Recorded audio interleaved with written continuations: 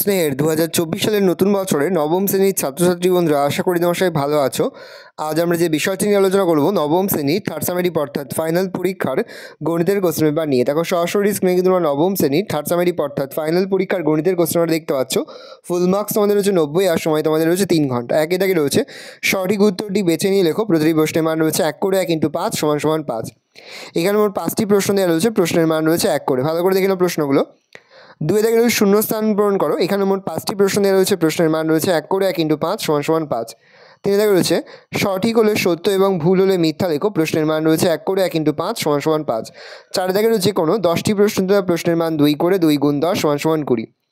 একটি দ্রব্য পরপর 20% ও 10% ছাড়ে বিক্রি করা হলে সমতুল্য ছাড় কত? রয়েছে 87/x = 81/y হলে x/y কত হয় লিখি।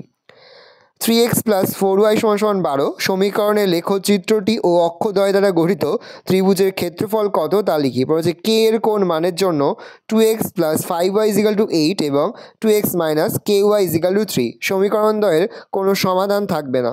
বলেছে ABCD সামান্তরিকের A/B = 3:2 হলে সামান্তরিকটির কোণগুলির পরিমাপ লিখি। বলেছে PX = 2x + 5 হলে px প্লাস ব্র্যাকেটের মধ্যে p - x এর মান কত লিখি। আচ্ছা, একটি পরিসংখ্যা বিভাজন তালিকা একটি শ্রেণীর মধ্যবিন্দু 10 এবং একটি শ্রেণীর দৈর্ঘ্য 6 হলে শ্রেণীর নিম্নসীমা কত? বলেছে একটি মধ্যবৃত্তের পরিসীমা 36 সেমি হলে অর্ধবৃত্তের ব্যাসের দৈর্ঘ্য কত? পরের প্রশ্ন, একটি বৃত্তাকার ক্ষেত্রের ব্যাসার্ধের দৈর্ঘ্য 10% বৃদ্ধি করলে বৃত্তাকার ক্ষেত্রের ক্ষেত্রফল শতকরা কত হবে? a, 0, 0, b এবং 1, 1 বিন্দু তিনটি সমরেখ হলে দেখাও যে 1/a + 1/e = 1। log a⁴n b⁴n plus log b⁴n c⁴n plus log c⁴n এর মান কত হবে হিসাব করি। একটি সমকোণী ত্রিভুজের ব্যাসার্ধের দৈর্ঘ্য 5 সেমি হলে অতিভুজের দৈর্ঘ্য কত? বলেছে a³ + b³ + c³ - 3ab = 0 এবং a + b + c = 0, a O b এর মান লিখি। 5 থেকে যে কোনো 5টি প্রশ্ন দ্বারা প্রশ্নের মান 3 করে 3 × 5 = 15। x³ - 3x + 2 সংখ্যামালাকে উৎপাদকে বিশ্লেষণ করো। অথবা রয়েছে x² - 2x - 22,499। fx = ax + b এবং f0 = 3, f2 = 5 হলে a ও b এর মান নির্ণয় করো। x + 3y = 1 এবং 5x - 2y = 11/12 সমীকরণ দুটি সমাধান করো। ax = b⁴y = c⁴z এবং abc = 1 হলে দেখাও xy + yz + zx = 0 সমাধান করো। 6^2x + 4 = 3^3x × 2x + 8 হিসাব করে দেখি y এর মান কি হলে 2, y এবং 10, -9 বিন্দুর দূরত্ব 10 একক হবে। পর হচ্ছে px² + 5x + r বহুপদী সংখ্যামালার x - 2 এবং x - 1/2 উভয়ের উৎপাদক হলে p ও r এর মধ্যে সম্পর্ক হিসাব করে লিখি। 6 থেকে রয়েছে একটি প্রশ্ন দ্বারা প্রশ্নের মান 4। লেখচিত্রের সাহায্যে প্রদত্ত সমীকরণ দুটির সমাধান নির্ণয় করি। 3x + 2y = 12 = 9x - 2y। পর হচ্ছে x/3 + y/4 = 2 সমীকরণটি লেখচিত্র অঙ্কন করি এবং সমীকরণের লেখচিত্রটি অক্ষদ্বয়ের সঙ্গে যে ত্রিভুজ উৎপন্ন করছে তার ক্ষেত্রফল হিসাব করে লিখি।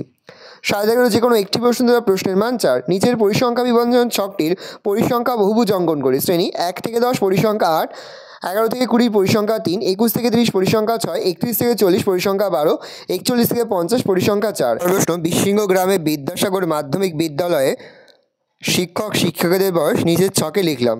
বয়স ব্র্যাকেটে বছর 25 থেকে 39 10 জন শিক্ষক শিক্ষিকা, 31 থেকে 37 13 জন, 37 থেকে 43 5 জন, 43 থেকে 49 3 জন, 49 থেকে 55 1 জন। 8 থেকে রয়েছে কোনো একটি প্রশ্ন উত্তর প্রশ্নের মান 5।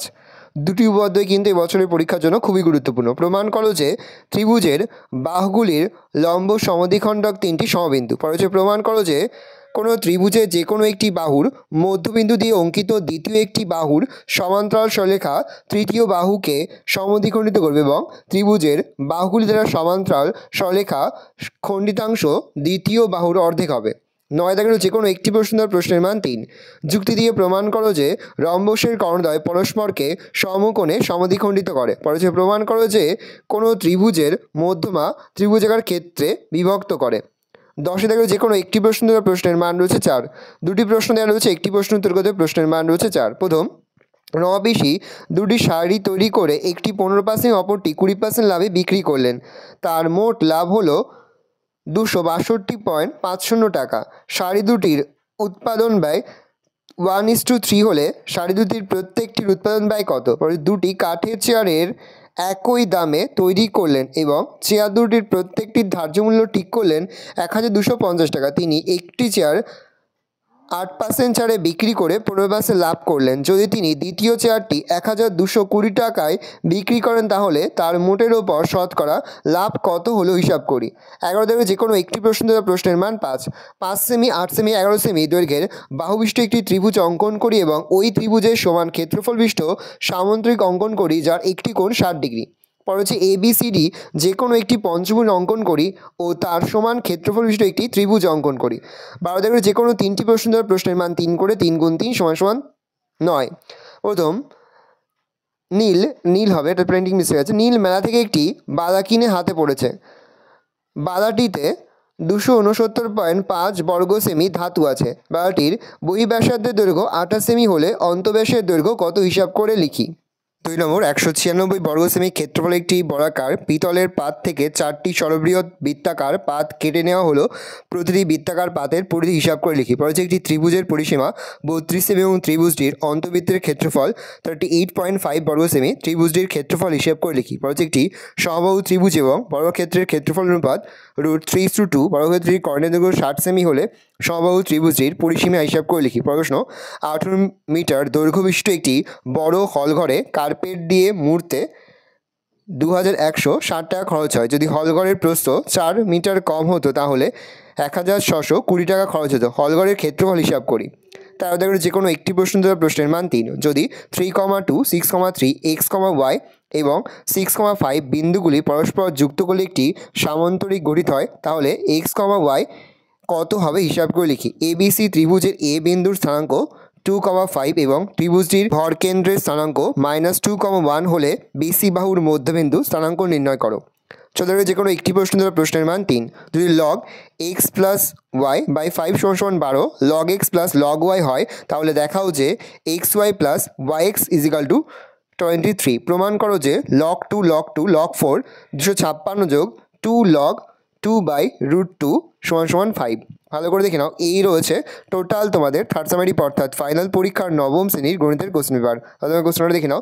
আশা করি ভিডিওটা ভালো লেগেছে। ভিডিওটা ভালো লাগলে ভিডিও লাইক করে থাকলে ভুলবেন না। আমার চ্যানেল নতুন হাত লাল ক্লিক সাবস্ক্রাইব প্রেস করে পাশে বেল আইকন প্রেস করে যখন নতুন করে ভিডিও আপলোড করি সবার ফার্স্ট নোটিফিকেশন পেয়ে যাও। আর এই ভিডিওটি তোমার বন্ধু বান্ধবী আত্মীয় সবার মধ্যে কিন্তু অনেক শেয়ার করে যে এবছর নবম শ্রেণীতে পড়ছে।